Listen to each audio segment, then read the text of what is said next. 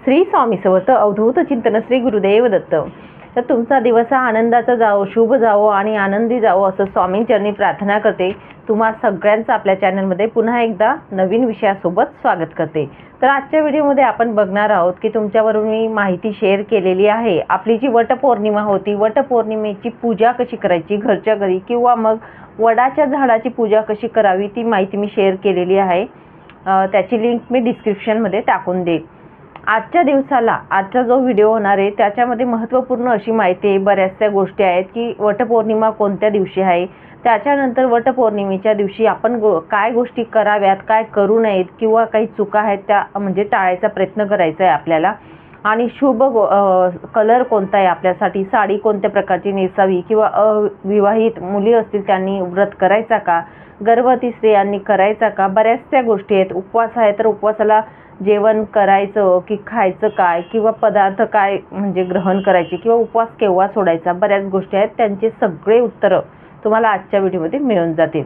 तर आपला वटसावित्री पौर्णिमा जी असते किंवा वटपौर्णिमा जो उपवास असतो त्याचा आपण आतुरतेने अशी वाट बघत असतो। आणि हा उपवास तसाच आहे कारण आपल्या पती जे असतात महिलांचे त्यांच्यासाठी आपण उपवास करत असतो। जसं सावित्रीने सत्यभानाच्या दीर्घायुष्यासाठी त्यांचे प्राण वापस आले होते त्या दिवशीच हा आपण उपवास करत असतो आणि वडाच्या झाडाची पूजा करत असतो कारण वटवृक्षाखालीच त्यांना प्राण वापस आले होते, म्हणूनच याचं शास्त्र म्हणजे असं मानलं जातं। आणि त्या कारणामुळेच त्या दिवसाला आपण गृहीत धरून आपण पूजा करत असतो सगळ्या महिला आणि आपल्या पतीच्या आयुष्यासाठी हा उपवास करत असतो, दीर्घायुष्यासाठी। तसंच आपल्याला जन्मोजन्मी हाच पती मिळावा यासाठी देखील आपण हा उपवास करत असतो। अविवाहित मुली ज्या आहेत ते हा उपवास करू शकतात का आणि गर्भवती महिला ज्या आहेत त्या करू शकतात का, तर अविवाहित मुली बघा जसं हरतालिका आपण उपवास करत असतो तर त्या प्रकारे हा उपवास देखील आपण करू शकतो। तुमची इच्छा असेल तर नक्कीच उपवास करा। आणि तुम्हाला सांगेल गर्भवती महिला ज्या आहेत त्यांनी उपवास करा, मात्र तुम्हाला सांगेल वडाच्या झाडाची दुरूनच तुम्ही म्हणजे नमस्कार करू शकतात, त्यांना फेऱ्या वगैरे प्रदक्षिणा बोलतो आपण त्या मारू नका। सायंटिफिक देखील म्हणजे एक कारण आहे म्हणून तुम्हाला सांगेल तुम्ही फेऱ्या वगैरे मारू नका, फक्त उपवास 1 वर्ष म्हणजे गर्भवती असल्या कारणामुळे एखाद वर्ष तुम्ही उपवास केला अगदी तरीही चालेल आणि प्रदक्षिणा मात्र करू नका। पुढचं आता आपल्या विषयाला सुरुवात करते की आपल्या बघा जो मुहूर्त आहे वटपौर्णिमा जी आहे ती 21 तारखेला सुरू होणार आहे 7:32 आणि 22 तारखेला 22 जून या दिवशी 6:38 पौर्णिमा समाप्त होणार आहे। तर आपल्याला पौर्णिमा 21 तारखेला उपवास करायचा आहे आणि 21 तारखेलाच वटपौर्णिमा जो उपवास असतो पूजा असते सगळं काही 21 तारखेला करण्यात येणार आहे वटपौर्णिमा जी आहे ती। तर आता महिलांनी ज्या महिला माझ्या असतात नोकरी वर्ग असतात किंवा घरी राहणाऱ्या असू द्यात तर बऱ्याच महिलांनी काय चुका करू नये ते मी तुम्हाला सांगणार आहे। सगळ्यात पहिलं चूक म्हणजे आपलं जे वडाचं झाड असतं त्या झाडाचा बघा जमत नाही म्हणून तुम्ही फांदी तोडून आणू नका। हात जोडून सांगेल मी सगळ्या महिलांना सांगेल, आपल्या व्रताचा भंग होऊ नये असं तुम्हाला वाटत असेल तर तुम्हाला सांगेल खरंच फांदी तोडू नका। तुम्हाला छोटं रोपटं मिळेल नर्सरीमध्ये ते आणा किंवा मग तुमच्या घराजवळ कुठेतरी वड असेलच असं एकही शहर किंवा एकही गाव नाही की वडाचं झाड नाही आहे तिथे जाऊन तुम्ही पूजा करा। नाहीच तर नर्सरीमधून तुम्ही घरी घेऊन या, तुम्हाला वेळ नाही आहे, नोकरी आहे ताई मला सकाळीच निघावं लागेल किंवा रांगोळी काढा किंवा एखादे चित्र मिळत असतं बघा तर ते सुद्धा तुम्ही आणून तिथे पूजा करा, पण फांदी मात्र तोडू नका एवढं मी तुम्हाला सांगेन। त्याचे वाईट परिणाम आपल्याला भोगावे लागतात, म्हणून फांदी कोणीही तोडू नका आणि ही चूक तुम्ही करायची नाही आहे। तसंच मी पुढचं तुम्हाला सांगेल की बघा आपल्या घरांमध्ये मोठे लोक असतात, वयाने वयस्कर लोक असतात, आपण आपला जो उपवास असतो तर आपलं पावित्र्य देखील तेवढंच पाहिजे, आपल्या मनाचं पावित्र्य तेवढं पाहिजे। आपण जसं बघा पारायण करत असतो किंवा कुठलेही बघा संकल्पयुक्त सेवा करतो, कुठलेही पारायण करत असतो तेव्हा आपलं मनाचं पावित्र्य कसं असतं त्याच प्रकारे जे पतीच्या दीर्घ आयुष्यासाठी आपण जे उपवास करत असतो वर्षानुवर्षामध्ये बघा एका वर्षात 2-3 उपवास असे असतात जसं हरतालिका असतं, वटपौर्णिमा असतं, हे उपवास देखील तेवढेच आपण शुद्ध मनाने आपल्याला करायचे आहेत। म्हणजे त्या दिवशी आपल्या घरातील मोठे लोक असोत किंवा कुणीही असो, शेजारी पाजारी कुणीही असो, कोणाविषयी वाईट मनात आपण विचार आणायचे नाही महिलांनी आणि आपल्या घरातील वातावरण हे आनंदी ठेवायचा प्रयत्न करायचा आहे। आणि पुरुष असतील दादा ऐकत असतील कोणी तर त्यांना पण हात जोडून विनंती करेल की महिलांचा आदर करा आणि त्या दिवशी ती आनंदी राहील तेवढा आपण प्रयत्न करायचा आहे.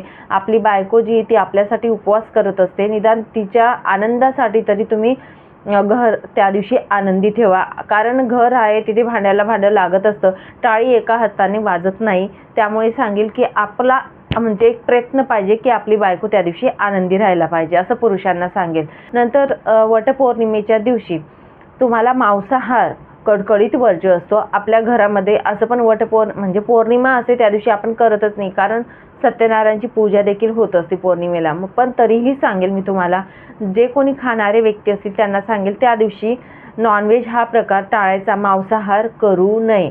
ही पण मोठी चूक मानली जाईल, त्यामुळे मांसाहार वर्ज्य असतो. पुढचं मी तुम्हाला सांगेल की महिलांनी की आपण साडी जी परिधान करणार आहोत त्या दिवशी उपवास असतो, आपल्याला महत्त्व आहे. कपड्यांचं देखील तेवढं महत्त्व मानलं जातं, जसे हरतालिका किंवा वटपौर्णिमा असे उपवास येतात तेव्हा. तर तुम्हाला सांगेल की त्या दिवशी आपल्याला साडी, बांगड्या, टिकली हे जे आपण परिधान करणार आहोत त्यांचा कलर कुठला हवा, किंवा तुम्हाला सांगेल हा कलर नको तर काळा, पांढरा आणि निळा हे तिघी कलर अशुभ मानले जातात, म्हणून तुम्ही हे कलर परिधान करू नका. आणि कोणते कलर शुभ असतात ते देखील सांगणार आहे. पण हे तिघही कलर ना टिकली लावायची, बऱ्याच महिला मॅचिंग टिकली लावत असतात, म्हणून तुम्हाला सांगेल टिकली, बांगड्या असतील किंवा साडी हे तुम्ही परिधान करू नका या 3 रंगांचे, काळा, पांढरा आणि निळा. आता तुम्हाला पुढचं सांगेल की कोणता कलर शुभ असतो. तर शुभ कलरमध्ये मानला जाईल लाल आणि हिरवा हा सौभाग्याचा कलर असतो, हे आपल्याला माहिती आहे सगळ्यांना.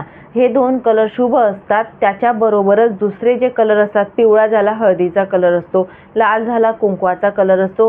कुठलाही कलर नंतर घ्या तुम्ही, नारंगी घ्या, पिवळा घ्या, दुसरे भरपूर कलर असतात आपल्याकडे, त्या रंगाच्या गुलाबी असतो, ह्या कलरच्या साड्या तुम्ही परिधान करू शकतात. कुठल्याही कलरच्या साड्या तुम्ही मग परिधान करू शकतात. फक्त लाल आणि हिरवा जो असतो तो सौभाग्याचं प्रतीक म्हणजे आपलं ते मानलं जातं, म्हणून तो कलर शुभ, ते 2 कलर मानले जातात. आणि महिलांनी सहसा करून झोप टाळायची आहे. झोप सुद्धा ही मोठी चूक आहे, म्हणून तुम्हाला सांगेल झोपू नका त्या दिवशी. रोज तुम्ही झोप घेत असणार, पण त्या दिवशी महिलांना कसं असतं म्हणजे दुपारी थोडी झोपायची सवय असते बऱ्याच, कारण सकाळी पण लवकर उठावं लागतं, मी समजू शकते. पण त्या दिवशी झोप टाळायचा प्रयत्न करा पुरेपूर. त्या दिवशी आध्यात्मिक किंवा काहीतरी कथा असतात आपल्या वटपौर्णिमेविषयी किंवा वटसावित्रींचं भरपूर कथा मिळत असतात, त्या ऐकायच्या आपण, किंवा दुसरं पूजा विधी मंत्र स्तोत्र भरपूर असतात. तर असं वातावरण आपल्या मनाचं ठेवायचं आहे. आपण जेवढं ऐकू किंवा जेवढं श्रवण करू तेवढं आपलं मन प्रसन्न राहील. त्यामुळे ह्या गोष्टी करायचं आहे, आळस हा करायचा नाही आहे त्या दिवशी. त्यामुळे झोप टाळायचा पुरेपूर आपण प्रयत्न करायचा आहे महिलांनी. आणि त्या दिवशी दुपारी झोपायचं नाही, रात्रीचं नाही बोलत मी, दिवसा झोपू नये. एवढा ताई उपवास कसा करायचा, बऱ्याच ठिकाणी बघा 10-20 किलोमीटर अंतरावर वेगवेगळ्या प्रथा, वेगवेगळ्या रूढी असतात, परंपरा असतात. तर तुम्हाला सगळ्यात आधी मी काय सांगेल, तुमच्या घरी, तुमच्या गावी काय प्रथा आहे ती बघा, त्यानुसार तुम्ही उपवास करू शकतात. आता 2-3 ठिकाणी वेगवेगळ्या पद्धती आहेत, ते मी तुम्हाला सांगणार आहे. तर सगळ्यात आधी हा उपवास म्हणजे पौर्णिमा जशी सुरुवात होते 21ला उपवास धरला जातो आणि 22ला कोणी एकादशी कशी उपवास करतो त्या दिवशी उपवास सोडत असतात, ठीक आहे. तर तुम्ही उपवास पूर्ण दिवस पकडत असतात काही महिला. तर आमच्याकडे कसं पद्धत असते बघा, की उपवास हा आपण पूजा करत असतो वडाची दुपारी, आणि वडाची पूजा केल्यानंतर दुपारी आपण उपवास म्हणजे सोडू शकतो. आणि रात्री मात्र आम्ही जेवण करत नाही, म्हणजे एक वेळा जेवण करून उपवास करतात आमच्याकडे. आणि नंतर मग दुसऱ्या दिवशीचा प्रश्न नाही येत, रात्री सहसा खात नाहीत किंवा जेवण करत नाहीत. दुपारी जेवण केलं 3 वाजूनच जातात आपल्याला आरामात, कारण 2-3 वाजतात वडाचं पूजा करा, हे करा, सगळं व्यवस्थित करत. तर तेव्हा जर जेवण केलं त्यानंतर रात्री जेवण करत नाही. जर भूक लागली तर फ्रूट वगैरे घेत असतात, या पद्धतीने करतात. तर आपली असते पौर्णिमा, सत्यनारायण जर तुम्हाला पूजायचं असेल पौर्णिमेला, तर आपण पौर्णिमाचा उपवास पण असतो आणि हा देखील उपवास असतो. तर तुम्ही रात्री देखील सोडला तरीही चालेल, ठीक आहे. ही पद्धत असते. त्यामुळे पण ज्या महिलांना सांगेल उपवास नाही शक्य होत, गोळ्या औषधी आहेत, अशा गोष्टी आहेत, तर त्यांनी उपवास नाही केला तरी चालेल. तुम्ही फक्त पूजा करा, आणि फक्त एवढं सांगेल, पूजा वगैरे झाल्यानंतर तुम्ही जेवण करा. रात्री देखील तुम्हाला आहार घ्यायचा असेल तर घेऊ शकता. फक्त एवढं सांगेल की साबुदाणा जो असेल तर ह्या गोष्टी तुम्ही टाळायचा प्रयत्न करायचा आहे. साबुदाणा कसा तयार होतो हे आपल्या सगळ्यांनाच माहिती आहे आणि त्यामुळे साबुदाणा मात्र म्हणजे खाऊ नका. फळं खाऊ शकता, ड्रायफ्रुट्स खा, फळं सगळ्या प्रकारचे तुम्हाला चालतील. त्यामुळे तुम्ही खाऊ शकता. दूध, दही या गोष्टी तुम्ही खाऊ शकतात, पिऊ शकतात. ताक या गोष्टी करू शकतात, ज्यूस घेऊ शकतात. म्हणजे सगळ्या प्रकारचं करा, पण साबुदाणे टाळा असं मी उपवासाला सांगेल. आणि बाकीच्या गोष्टी ज्या असतात, उपवास तुमच्या घरी कसा करतात, जर दुसऱ्या दिवशी उपवास सोडत असणार, म्हणजे जसा 21 तारखेला आपला उपवास दोघी टाईम राहील आणि 22ला सोडतील त्या पद्धतीने करा. किंवा तुमच्या घरी जर संध्याकाळी किंवा 21 तारखेला सोडत असणार तर संध्याकाळी तुम्ही उपवास सोडू शकतात. दिवसभर तुम्ही फलाहार घेऊ शकतात. या पद्धतीने तुम्ही उपवास करू शकतात. दान काय करायचं की आपल्याला त्या दिवशी गुप्तदान करायचंय. गुप्तदानाला अनन्य असं साधारण महत्त्व आहे. वटपौर्णिमेच्या दिवशी खूप तुम्हाला त्या दिवशी काय दान करायचंय तुम्हाला सांगेल, तर जो झाडू असतो आपल्या घरात तो दान करायचा आहे. आता गुप्तदान म्हणजे काय, तर झाडू कुठे दान करायचा ते पण मी तुम्हाला सांगते. झाडू घ्यायचा, झाडू घेतल्यानंतर तो झाडू आपल्याला एखादी मंदिर असेल बघा, जवळपास देवीचं मंदिर असेल तर मंदिरात जा. देवीचं नसलं तर कुठलंही मंदिर असलं तरीही चालेल आणि तिथे जाऊन आपल्याला झाडू जो असतो तो गुपचूप ठेवून यायचा आहे. कोणालाही सांगायचं नाही की तुम्ही काय दान करत आहेत किंवा मी हा झाडू घेतला आणि हे झाडू ठेवा असं बोलायचंच नाही आहे. घ्यायचा, 1 घ्या, 2 घ्या, 3 घ्या, तुमच्या परिस्थितीनुसार तुम्ही घेऊ शकतात. फक्त तो झाडू घ्यायचा आणि मंदिरात ठेवून यायचा, गुपचूप ठेवून यायचा, कोणालाच बोलायचं नाही की या पद्धतीने आपल्याला पूजा करायची आहे.